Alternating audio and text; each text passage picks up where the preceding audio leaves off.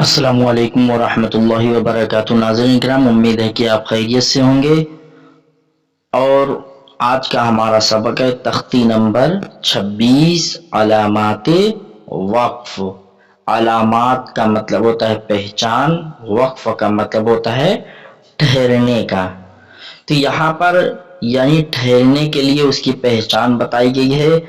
कुरान मजीद में बहुत सी जगह ऐसे निशानात दिए हुए हैं, ऐसी पहचान है। कहीं कहीं ठहरना है, कहीं कहीं नहीं ठहरना है, और कहीं कहीं जो है मिला करके पढ़ना है, कहीं पर नहीं मिला करके पढ़ना है। उसी को यहाँ पर समझाया गया है, बताया गया है, ताकि लोग जब कुरान मजीद पढ़े तो उनको पढ़ने में किसी किस्म का दिक्कत का सामना न करना पड़े। तो आइए इसको शुरू करते हैं। देखिए यहाँ पर एक तरफ अलामात यानी निशानियां दी हुई है, दूसरी तरफ इन निशानियों के मतलब को बताया गया है।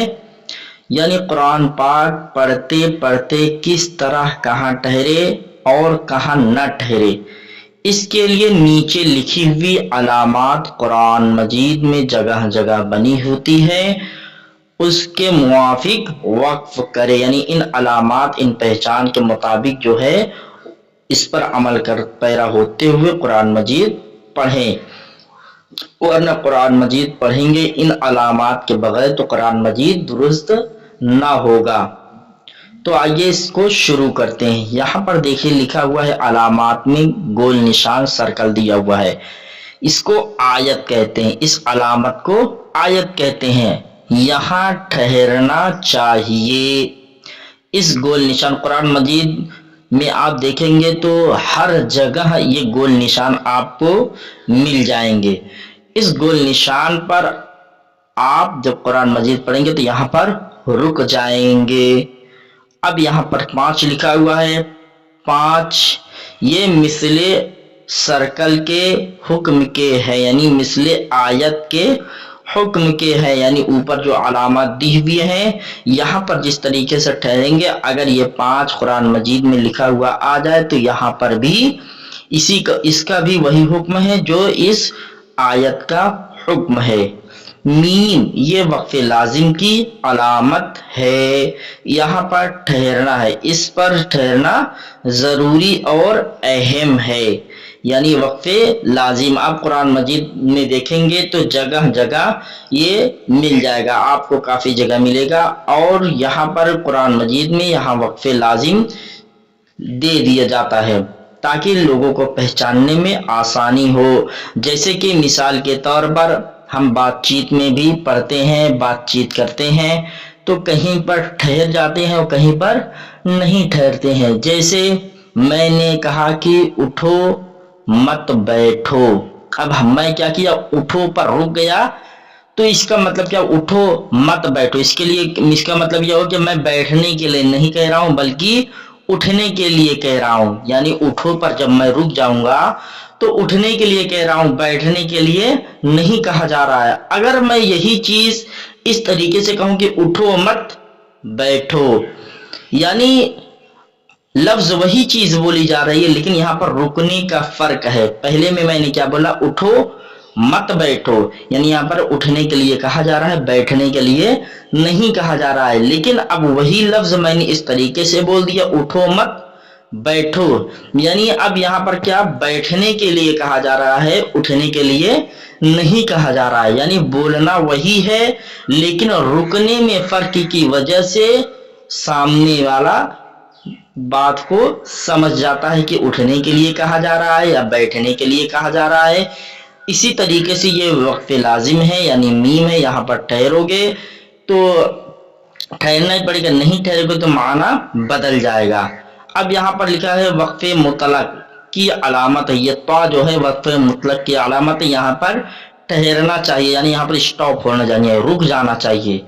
जीम वक्फ जायज की अलामत है, यहाँ ठहरना बेहतर है, यहाँ जीम जो है यहाँ पर ठहरना बेहतर है, और नहीं ठहरोगे तो कोई दिक्कत नहीं है। जा यहाँ ठहरने की इजाजत दी गई है। जैसे कि बाद औक़ात क्या होता है कि कुरान मजीद पढ़ते पढ़ते आयत काफी लंबे पर आ जाता है, रुकना, तो इसलिए सांस ٹوٹنے لگتے ہیں, آواز میں کمی آ جاتی ہے سانس میں, اس وجہ سے یہاں پر ٹھہر بھی سکتے ہیں اور نہیں بھی ٹھہر سکتے, اجازت دی گئی ہے ٹھہرنے کی.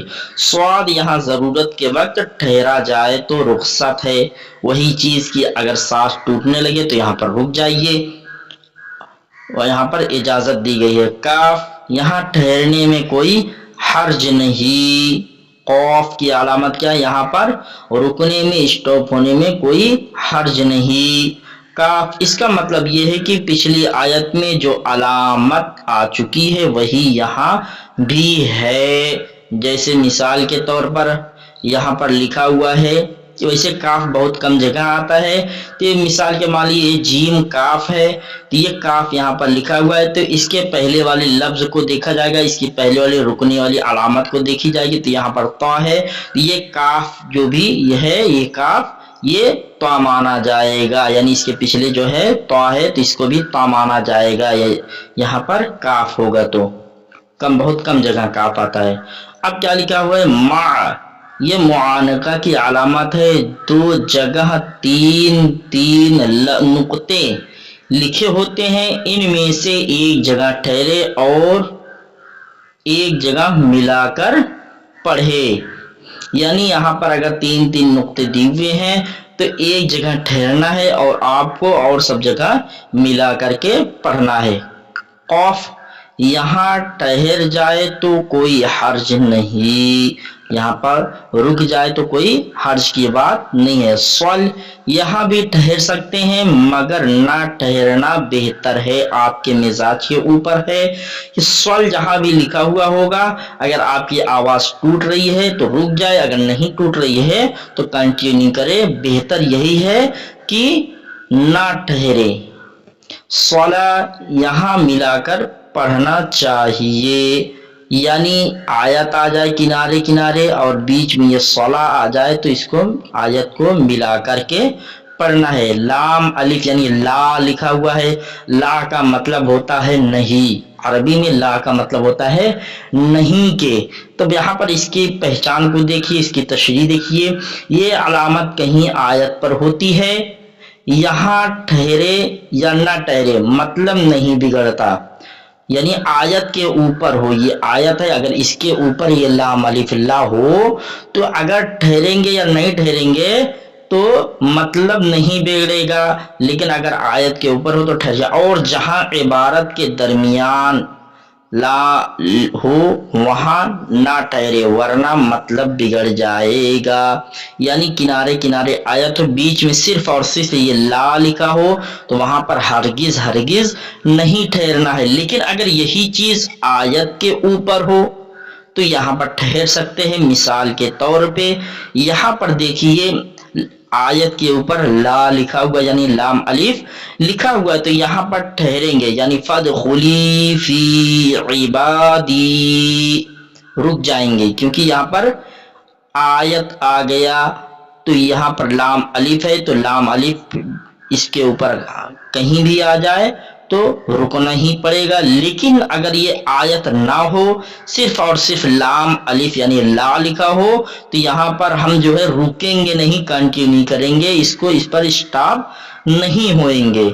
امید ہے کہ آپ اس کو سمجھ گئے ہوں گے. اب اس کے بعد کیا ہے سین یا سکتہ, یہاں تھوڑی دیر آواز بند کریں مگر سانس نہ ٹوٹنے پائے, یعنی آواز جو ہے بند ہو جائے گی لیکن سانس جو ہے چلتی رہے گی. مثال کے طور پر یہاں پر دیکھ لیجئے لکھا ہوا ہے یہاں سکتہ ہے, تو اس کی پہچان یہ ہے, اس کا جو ہے پڑھنے کا طریقہ یہ ہے کہ یہاں پر آواز جو ہے بند ہو جائے گی لیکن سانس چلتی رہے گی, جیسے وقیل من راق, یہاں پر جو ہے سانس چلتی رہے گی, وقیل من راق, آواز اسٹاپ ہو جائے گی, آواز کو یعنی ایک حساب سے سمجھ لیجیے ہولڈ پہ رکھ دینا ہے, ہولڈ کر دینا ہے یہاں پر, یعنی آواز بند ہو جائے گی لیکن سانس چلتی رہے گی. اب یہاں پر دیکھیے وقفہ لکھا ہوا ہے, وقفہ یہاں سکتہ سے زیادہ دیر آواز